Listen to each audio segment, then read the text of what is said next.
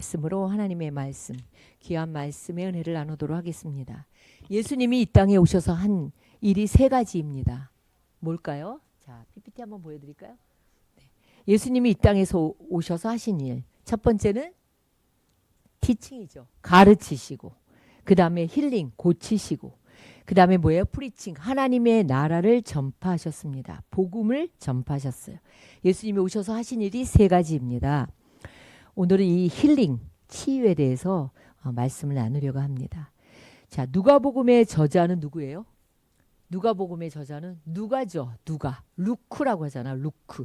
누가의 직업은 의사였습니다. 의사였기 때문에 굉장히 의학적 용어를 자주 사용하고 질병에 대해서 자세히 기록하고 있어요. 그리고 진정한 치유자이신 예수 그리스도의 사역을 강조하고 있습니다. 오늘날 의학이 발달하여 고칠 수 있는 병이 참 많아졌습니다. 그런데 또 그런 반면 의학으로 절대로 고치지 못하는 병도 참 많아진 것 같아요. 주님은 이 땅에 오셔서 병으로 병으로 고통받는 사람들, 병 때문에 그 당시에 사람 취급을 받지 못하는 오늘 나오는 그 여인처럼 그런 사람들을 치유하기 위해서 오셨습니다. 치유하실 뿐만이 아니라 그들 안에 그 마음속에 있는 죄의 문제까지도 해결해 주셨습니다. 예수님의 치유 사역은요, 단순히 육체의 질병만 고치시는 게 아니에요. 그 인간의 마음과 영적인 상태까지 전인적인 치유, 전인적인 회복을 주시는 분이 예수님이십니다. 우리가 병원에 가면 의사는 그 부분밖에 몰라요. 그러니까 내가 여기가 아픈데 여기 얘기하면 그건 다른 병원 가. 그 부분밖에 몰라요. 그리고 육체의 병도 있지만 마음의 병과 영적인 것까지 진단할 수가 없죠. 그러나 예수님은 이 육체적인 질병을 치유해 주실 뿐만이 아니라 그 사람의 마음의 상태, 영적인 모든 것까지 회복시켜 주시는 그런 하나님이시라는 거죠. 오늘 우리가 읽었던 누가복음 13장 10절에 예수님께서 안식일에 한 회당에서 가르치고 계셨습니다.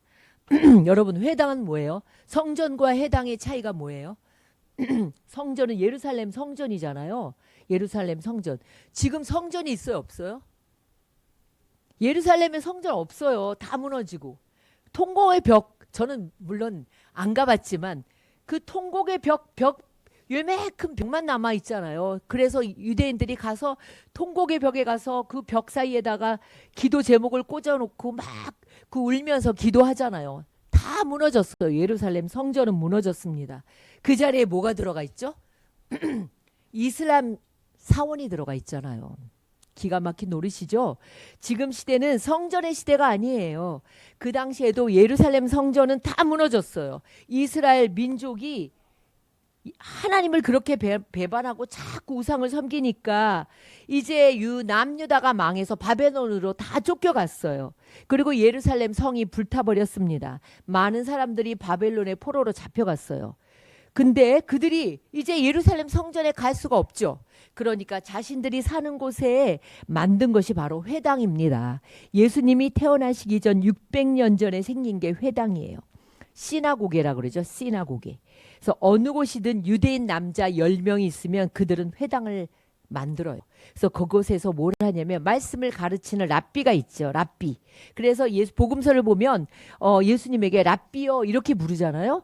랍비가 있어요. 말씀을 가르치는 선생님이 있고 또 기도하는 신앙 공동체이기도 했지만 그러나 이들이 그곳에서 장례식도 하고 결혼식도 하고 잔치도 하고 그러는 생활 공동체이기도 했어요. 마을회관 같은 역할도 같이 한 거예요. 이 회당이. 여러분 마을회관 아세요? 네. 도시에는 마을회관이 없잖아요. 제가 이제 이렇게 약간 그 도시가 아닌데 살아보니까 마을회관에 이렇게 마이크가 있어요. 그래서 네, 양수리 사리 이장께서 여러분에게 말씀드리겠습니다. 오늘 뭐 무슨 잔치가 있으니 뭐 다 잔치에 참여해 주시기 바랍니다. 뭐 이렇게 마을회관. 그러니까 이 회당이 말씀도 배우고 또 말씀도 가르치고 예배도 드렸지만 이런 그 생활 공동체의 역할을 하고 있었던 것이죠. 그 오늘날의 교회는 사실 이 성전의 개념보다는 이 회당의 개념이 더 많은 거예요. 지금도 유대인들이 모이면 회당을 만듭니다. 이 회당이 그들의 종교적인 그 중심 허브의 역할을 하고 또 뭐예요? 모든 사회적 또 생활 모든 것의 그 공동 중심이 되는 것이죠.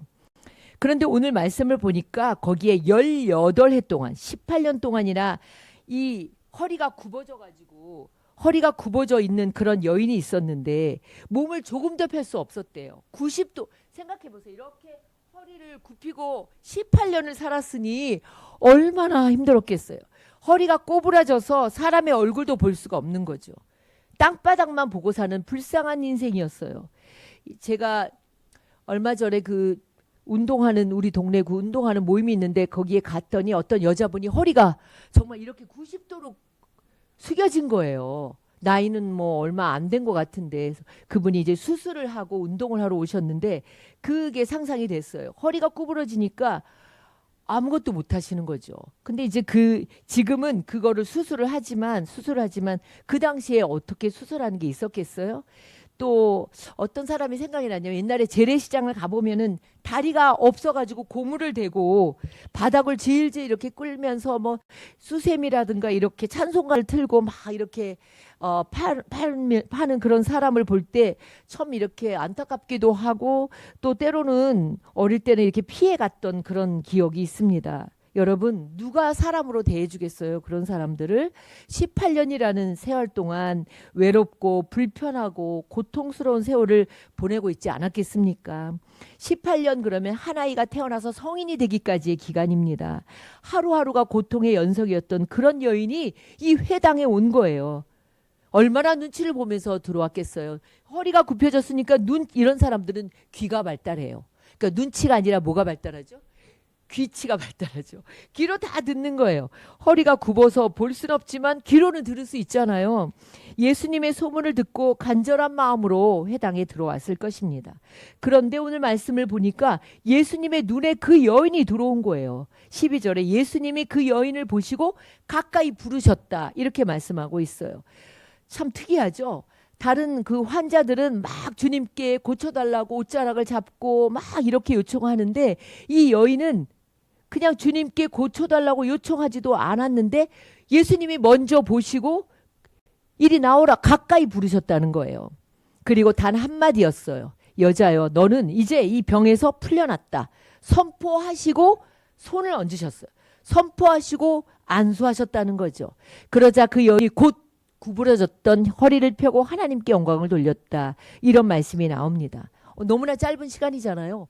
회당에 들어오셨어요. 그리고 이리 가까이 오라고 하시고 너는 이제 이 병에서 풀려났다라고 선포하시면서 손을 얹으니까 곧 구부러졌던 허리를 펴고 하나님께 영광을 올려드렸대요.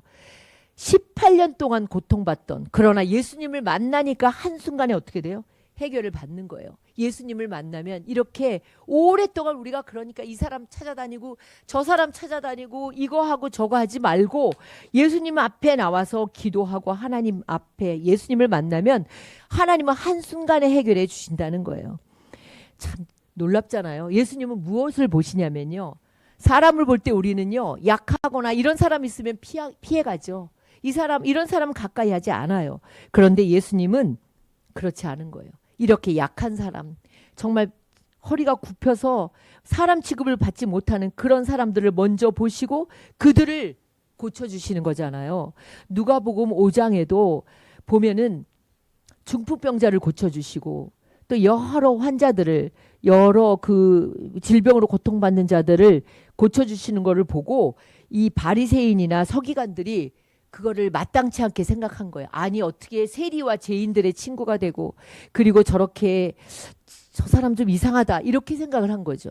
그때 예수님이 하신 말씀이 있어요. 자 함께 읽어보겠습니다. 누가복음 5장 31절에서 32절의 말씀입니다. 자, 같이 읽겠습니다. 예수께서 그들에게 대답하셨다. 건강한 사람에게는 의사가 필요하지 않으나 병든 사람에게는 필요하다. 나는 의인을 부르러 온 것이 아니라 죄인을 불러서 회개시키러 왔다. 너무나 이 말씀에 저는 참 참 오래전에 너무나 은혜를 받은 거죠. 사람은 건강해야 좋아하고 사람은 뭔가 아주 이렇게 의롭고 이래야만 좋아하는데 예수님은 반대로 얘기하시는 거예요. 나는 병든 사람을 위해서 오셨다는 거예요. 죄인을 불러서 회개시키러 오셨다는 거죠. 이 말씀이 너무나 은혜가 됐습니다. 여러분, 강한 척하는 사람일수록 속은 어때요? 훨씬 더 약합니다. 큰 소리 치는 사람의 내면은요, 두려움이 더 많아요. 참 현대인은 어때요? 자기 약함을 안 보이려고 감추죠. 그러나 내면이 산산이 부서지고 쪼개진 모습을 주님은 보시고 아는 거예요. 그러니까 우리가 큰 소리 치는 사람일수록 어때요? 아유, 저 사람이 이 마음이 훨씬 더 두렵고 약하다, 이렇게 생각할 수 있어요. 며칠 전에 싸이 아시죠? 싸이가 다시 한번 제2의 그 전성시대를 갔더라고요. 싸이의 흠뻑쇼를 이렇게 보니까 이 대학 청년들이 막 같이 물을 맞으면서 함께 막 이렇게 흠뻑쇼가 대단하게 열광적으로 굉장히 젊은이들에게 인기가 있어요. 거기에 또 출연하는 젊은 사람들이 함께 서서 뛰면서 참 그렇게 열광하는 그런 모습을 봤습니다. 그런데 이 싸이가 엊그제 입건된 거예요. 입건됐어요. 왜 그랬냐면 이 사람이 대리 수령인지 대리 처방인지는 모르겠지만 그러나 어쨌든 매니저가 그 뭐예요? 자낙스와 스틸록스. 이게 뭐예요? 자낙스는 뭐예요? 불안장애 때 먹는 거죠. 자나팜, 자낙스 이런 거는 불안장애 때 먹는 거고 스틸록스는 뭐예요? 수면장애 때 먹는 거예요. 불면증일 때 먹는 건데 이거를 매니저가 한 3번 정도 대리 수령을 했다고 이 사람은 이제 주장을 하지만 대리 처방을 했는지 아직은 이제 조사를 하고 있습니다. 입건됐어요. 그런데 2021년 11월부터는 항정신성 의약품이 대리 처방이나 대리 수령이 안 돼요. 그전에는 조금 됐어요. 코로나가 왔을 때는 좀 됐지만 그러나 코로나가 지나면서 이제 이 대리 수령과 대리 처방이 안 되도록 바뀌었습니다. 왜냐하면 이게 약간 항정신성 의약품, 약간 마약과 같은 그런 종류로 분류되기 때문에 그게 안 되는 거예요. 그래서 참 그 입건된 걸 보면서 제가 생각을 해봤습니다. 여러분, 겉으로 화려하고 굉장히 강하잖아요, 싸이가. 그리고 강해 보이고 굉장히 막 파워를 가지고 하는 그런 사람일수록 내면은 어때요? 훨씬 더 불안해요. 자기도 모르는 불안감이 있는 거죠. 그렇게 뛰고 흠뻑 물을 맞고 뛰는데도 불안한 거예요. 잠이 안 오는 거예요. 참 놀랍잖아요. 네. 네, 아유, 네. 왜 그럴까요? 언제 내려갈지 모르는 불안이, 인기라는 게 그래서 물거품이잖아요. 언제 없어질지 모르는 힘, 뭐예요? 권력이죠. 언제 사람들에게 외면당할지 모르는 그런 불안함. 내가 언젠간 내려와야 되잖아요. 그런 것이 있는 거예요. 그런데 예수님은 어때요? 우리가 연약할수록 우리는 예수님이 가까이 하시는 거예요. 불안할수록 다가오셔요. 외로울수록 우리와 함께 하시는 거죠. 우리가 아플수록 우리를 더 불쌍히 여기시는 예수님이에요. 우리가 슬플수록 더 위로해 주시는 분이 예수님이신 거죠. 슬픈 마음 있는 사람 예수 이름 믿으면 영원토록 변함없는 기쁜 마음 얻으리. 예수의 이름은 세상의 소망이요 예수의 이름은 전국의 기쁨일세. 저는요 주걱을 들고도 찬양해요. 슬픈 마음 있는 그럼 곰돌이가 도망가죠. 자기 때리려고 하는 줄 알고. 또 뭐예요? 국자를 들고도 해요. 예수의 이름은 세상의 소망이요. 여러분 기뻐서 우리가 뭐 환경이 기뻐서 기뻐할 사람이 어디 있어요? 그죠? 그러니까 우리가 언제나 웃어야 돼요. 영원토록 변함없는 기쁜 마음을 주신대요. 예수님의 이름을 믿으면. 자, 누가복음은 누가 썼다 그랬어요? 누가가 썼어요. 누가는 이방인이에요. 헬라인 이방인입니다. 그런데 누가가 딱 2개를 썼는데 누가복음하고 사도행전을 썼어요. 누가의 직업이 뭐라고요? 의사예요. 의사. 그래서 지나가다 보면 성누가 의원 그렇게 많잖아요. 성누가 의원. 왜 그럴까요? 누가가 의사니까 성누가 의원 참 많아요. 근데 이 사람이 의사만이 아니에요. 역사가예요. 역사가로 기록을 하는, 하나님이 아무나 쓰시지 않는 것 같아요. 그러니까 누가를, 이 사도 바울이 병이 있으니까 의사를 붙여주셨죠. 그리고 사도 바울이 가는 선교 여행의 모든 것을 이 누가는 역사가였기 때문에 정확하게 이 서술을 했던 것이죠. 그래서 누가복음을 보면은 예수님의 인성을 강조하고요, 복음의 보편성에 대해서 굉장히 말씀하고 있습니다. 복음의 보편성이 뭐예요? 복음은 특수한 계층의 사람만 받아들이는 게 아니라는 거예요. 건강한 사람만 받아들이는 게 아니고, 무슨 그룹의 회장님, 뭐 대단한 목사님만 받아들이는 게 아닌 거예요. 복음의 보편성은 뭐냐면 특별한 계층, 바리새인과 서기관들만이 아니라 그 당시에 가난하고 병들고 이방인, 그리고 여인, 어린아이, 죄인 모두에게 복음은 필요하다는 것을 강조하고 있습니다. 그 오늘 말씀에서 예수님이 뭐라고 부르냐면, 이 허리가 굽혀서 90도로 굽혀서 펴지를 못하는 이 여인에게 여자여 이렇게 부르시는 거예요. 우리는 이 여자 욕 같잖아요. 그런데 아니에요. 이 본문을 보면은 아주 특별하게 경의를 담은 표현이에요. 그러니까 여사님 이런 걸 수도 있어요. 그 여사님 이런, 아니 지금 구부러져 갖고 아주 겨우겨우 이렇게 다니는 사람에게 여사님 이렇게 부르니 얼마나 놀랬겠어요. 이 원어가 뭐하고 똑같냐면, 요한복음 2장에 보면 혼인잔치 때 포도주가 떨어졌을 때 예수님의 어머니가 오셔서 예수님에게 잔치에 포도주가 다 떨어졌다고 할 때 예수님이 여자여, 나와 그게 무슨 상관이 있습니까? 아직 내 때가 아니라는 거죠. 그때 여자여도 우리가 생각할 때 아니 엄마한테 무슨 여자여라고 부르냐고 하지만 그게 아니라 극존칭인 거예요. 여인이시여, 이렇게 극존칭을 얘기하는 거예요. 허리가 구부러진 이 여인, 사람 취급을 받지 못하던 이 여인을 존칭어로 부르시면서 인격적으로 대해주신 분이 예수님이세요. 아니 나에게 한 번도 이렇게 불러본 적이 없는데 이 예수님이 자기를 그렇게 불러주시니 이 사람이 얼마나, 이 마음부터 회복이 된 거죠. 18년 동안 어느 누구도 사람 취급해주지 않았는데 이 갑자기 마음속에서부터 자존감이 회복된 것이죠. 그리고 예수님이 손을 대시니 여인이 곧 허리가 펴진 거예요. 그리고 하나님께 영광을 올려드린 것이죠. 아마 척추병을 앓고 있었던 것 같아요. 근데 예수님이 이 병이 귀신에 의해 생긴 것이라고 말씀하십니다. 그리고 그 병에서 네가 이제 놓였다라고 선포하십니다. 놓였다라는 건 이 병에서 네가 풀어졌다, 해방됐다, 이런 이야기죠. 먼저 선포하시고 안수하셨습니다. 여러분, 얼마나 고질병이 많아요.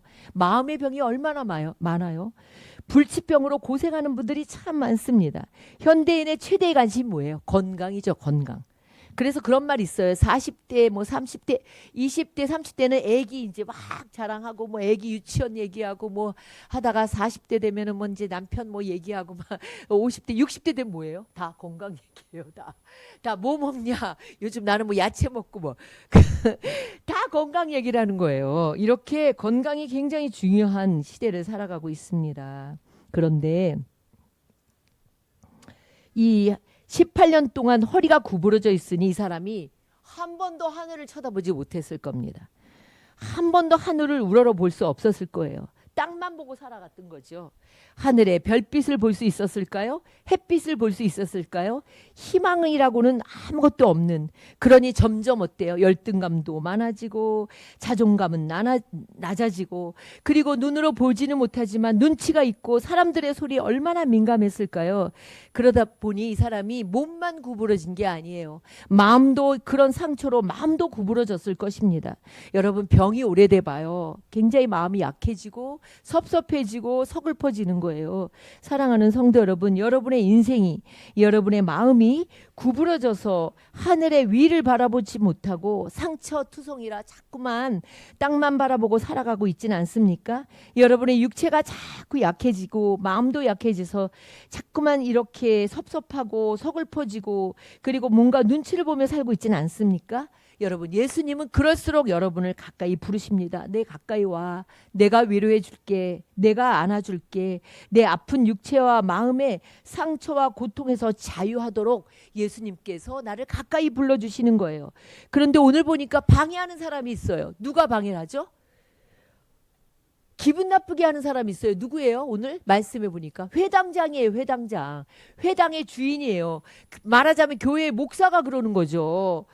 뭐라 그래? 화를 내는 거죠. 아니 지금 안식일 말고 6일이나 있는데 그때 고치지 뭐하러 안식일에 그렇게 그런 일을 하냐. 그런 일 하지 마시오. 이렇게 얘기를 하는 거죠. 그럴 때 예수님 뭐라고 하세요? 너희가 소나 나귀가 목이 말라도 안식일에 풀어서 데리고 나가서 물을 먹이지 않느냐. 그런데 이 18년 동안 이렇게 그 한 번도 허리를 피지 못한 이 사람을 고치는 것이 얼마나 귀한 일이냐는 것을 예수님이 말씀하시는 거예요. 자, 여러분, 이 종교 지도자는요, 일로 생각해요. 안식일에 일. 안식일에 사람을 고쳐줘야 되는데 이 회당장은 일할 날이 엿새나 있는데 왜 안식일에 일을 하냐 이렇게 화를 내는 거죠. 사람을 고치는 걸 일이라고 생각하는 거죠. 여러분 이럴 수 있습니다. 교회에서도 사역을 하다 보면 사람의 영혼을 돌보는 게 아니라 일이 돼버리는 거죠. 너무 많이 보게 되는 거죠. 저도 그럴까 봐 겁나요. 이게 일이라고 생각하면 안 되는 거죠. 그런데 이 회당장은 이걸 일이라고 생각한 거예요. 하나님의 마음을 놓쳐버린 종교 지도자죠. 오히려 사람들로 하여금 바른 길로 가지 못하도록 막고 있는 거예요. 안식일은요, 우리를 위해 주신 거예요. 안식일은, 이 안식일의 정신은 하나님의 사랑을 실천하는 날이에요. 억눌린 자가 해방되는 날이에요. 상처받은 자가 치유받는 날인 거예요. 여러분이 신앙생활 오래 할수록 종교인이 되면 안 돼요. 교회 와서도 자꾸 판단하고 정죄하고 뭐가 어떠느니 이건 종교인이에요. 신앙은요, 나를 살리고 나를 봐야 돼요. 나 같은 죄인을 하나님께서 이렇게 하나님 자녀 삼아주신 거 너무나 감사한데 그런 눈으로 다른 사람들도 보는 거예요. 나의 신앙과 나의 신앙의 모습을 내가 봐야 돼요. 내 말이 사람을 죽이는 말인지 살리는 말인지를 늘 생각하고 말해야 되는 거죠. 자기도 못 들어가고 다른 사람들도 천국에 못 들어가도록 막는 자가 돼서는 안 됩니다. 언제나 주님의 사랑의 시선으로 바라봐야 돼요. 그리고 생명을 귀히 여기는 그런 성도들이 되시기를 바랍니다. 그리고 예수님이 뭐라고 부르냐면 이 여자여에서 한 걸음 더 나가요. 아브라함의 딸이라고 부르십니다. 그 당시에 여인은요, 사람 취급을 못 받는 시대였어요. 예수님은 그때 그 여인에게 아브라함의 딸이라고 부르시면서 하나님의 자녀로서의 존귀함을 회복시켜 주십니다. 예수님의 치유는 아까 뭐라 그랬어요? 육체의 병만의 치유가 아니라는 거예요. 마음도 회복시켜 주시고 영적인 것도 회복시켜 주시는 그런 전인적인 치유라고 말씀드렸습니다. 공동체에서 소외되었던 이 여인을 이제 공동체 안으로 들어갈 수 있도록 아브라함의 딸이라고 불러주시는 거죠. 예수님은 우리를 존귀한 하나님의 자녀로 회복시켜 주셨어요. 그래서 사람을 차별하면 안 됩니다. 예수님을 믿고 내가 가장 크게 변한 거는 내가 존귀한 하나님의 자녀가 되었다는 거예요. 그러니 내 곁에 있는 사람들도 다 존귀한 하나님의 형상을 입은 하나님의 자녀라는 것을 늘 기억하고 함부로 대하면 안 된다는 거예요. 여러분이 졸릴까봐 제가 간단하게 이 영국 여러분 많이 봤을 거예요. 유퀴즈에서 나왔던 건데 이 사람이 책을 냈더라고요. 영국의 국립의료원에는 그 공인 심리 치료사가 있어요. 안젤라 센이라는 우리나라 사람인데 이 사람이 이제 이렇게 이제 소통에 대해서 나눈 것이 있어요. 화가 나는 것은 뭐예요, 여러분? 감정이죠. 화는 나요. 화가 안 나는 사람이 어디 있어요? 근데 화를 내는 건 뭐예요? 행동이잖아요. 그러니까 화가 나는 것과 화내는 것은 달라요. 여러분 화가 나도 그 감정을 잘 컨트롤하는 사람이 있는가 하면 화가 나는 걸 화내는 것을 벌써 행동으로 하는 거기 때문에 그거는 다르다는 거죠. 이제 제가 이 분류를 보면서 생각했어요. 자, 여기에 이 여인은 아마 이 수동적 연두부형일 거예요. 제가 이거 이제 여기저기서 따갖고 만든 수동적 연두부형이에요. 이게 사티어로 말하면 회유형과 비슷하죠. 이건 뭐냐면 상대방에게 무조건 맞춰주는 거죠. 그러니까 지나치게 자신을 낮추고 상대방을 우선시하는.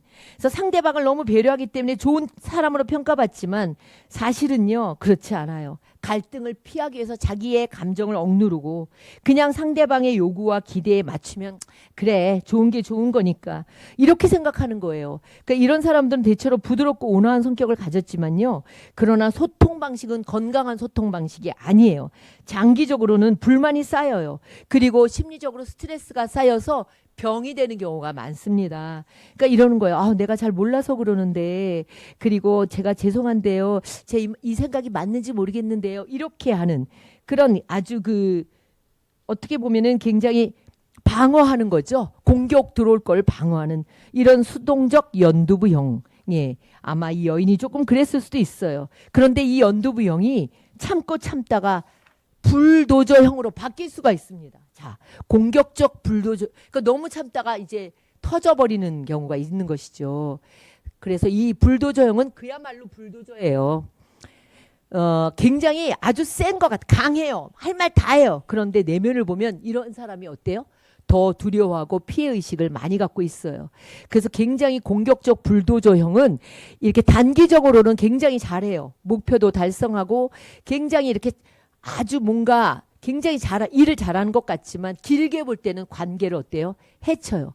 부모도 이렇게 불도저형인 부모는 나중에 다 도망가죠. 자식들이 다 도망갑니다. 그러니까 이런 방식은 상대방에게 불쾌감을 줘요. 어떤 목표는 달성을 해요. 그러나 갈등을 일으킬 가능성이 참 높습니다. 그러면 그 다음번엔 뭐예요? 건강한 단호박형이에요. 건강한 단호박형. 이거는 부드럽고 배려를 해요. 그러나 분명한 태도를 갖는 거예요.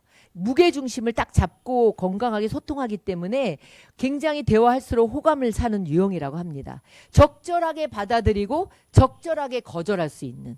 그러니까 따뜻하지만 휘둘리지 않는 거죠.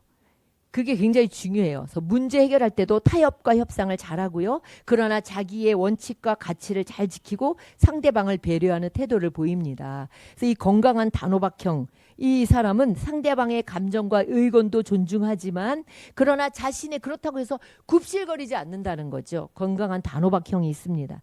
네 번째로는 뭐가 있을까요? 네, 수동적 돌려까기형. 겉과 속이 다른. 저는 이게 제일 나쁜 것 같아요. 그러니까 이게 뭐냐면 이런 거예요. 이제 여기 나와 있죠. 뭐예요? 은근히 아주 투명 인간 취급을 하거나 희생양을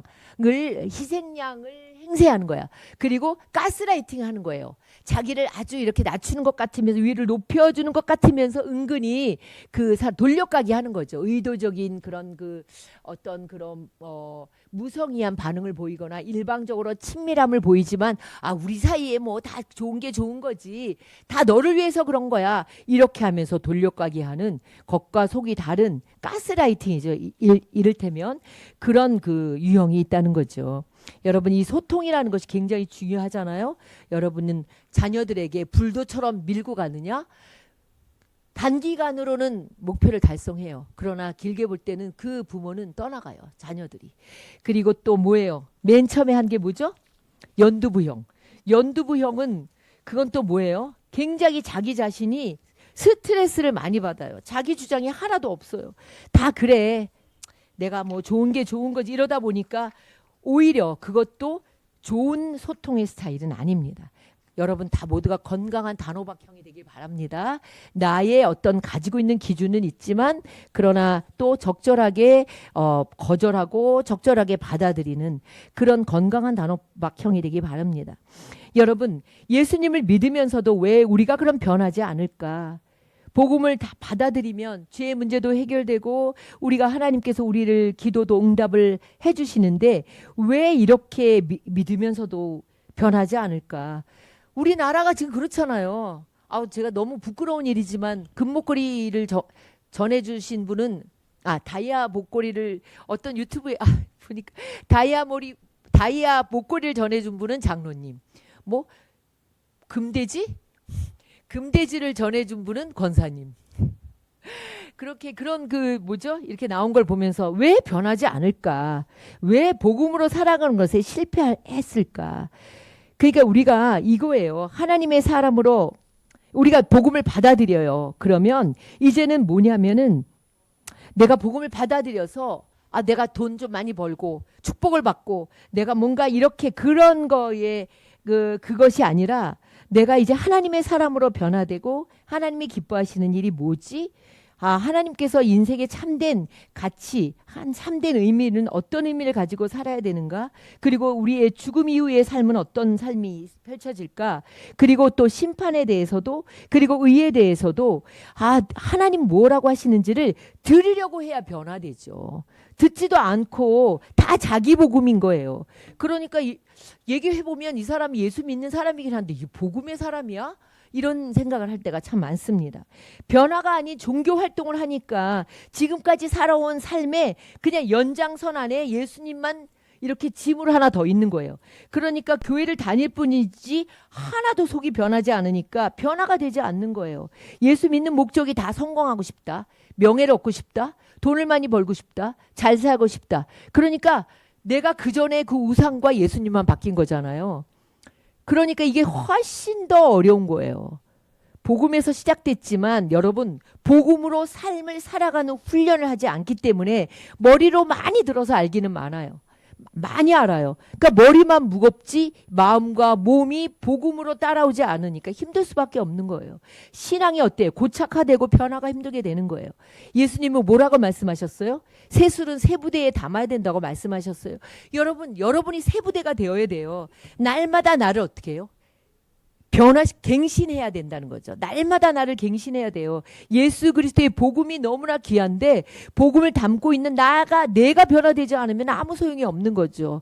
많은 크리스찬들이 그래서 자기 방식대로 믿기 때문에 복음을 담고 있는 내가 변화되지 않으니까 문제가 나타나면 어때요?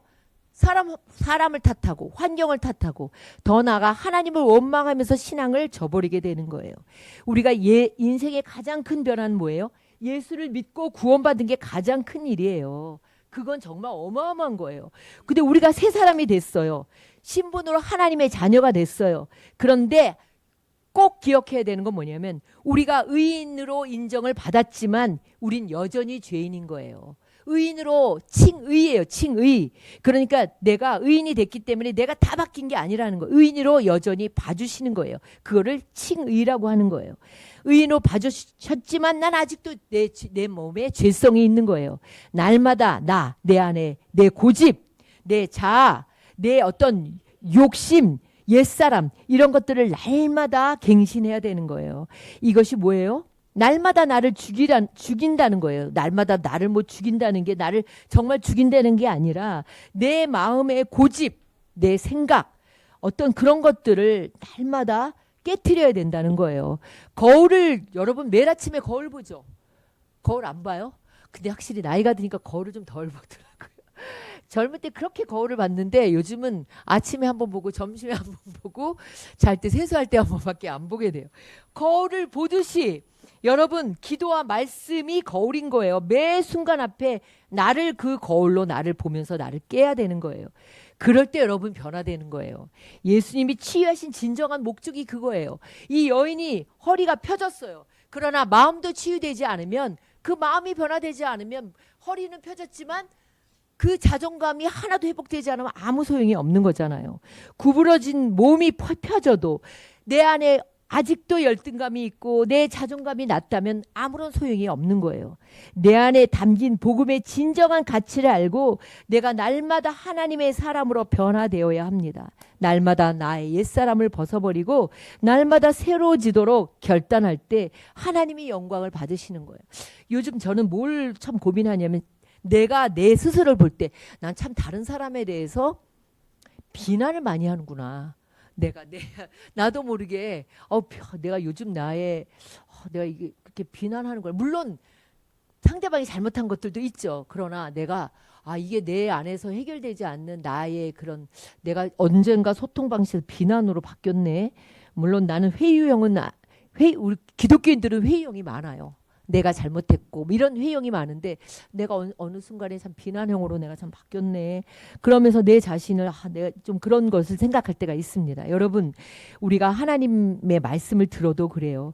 이 말씀을 들을 때에 그 말씀이 내 자신에게 울림이 돼서 날마다 내가 새롭게 변화되지 않으면 우리는 그냥 옛 생활에 그냥 예수 믿는 하나의 종교인으로 살아갈 수밖에 없습니다.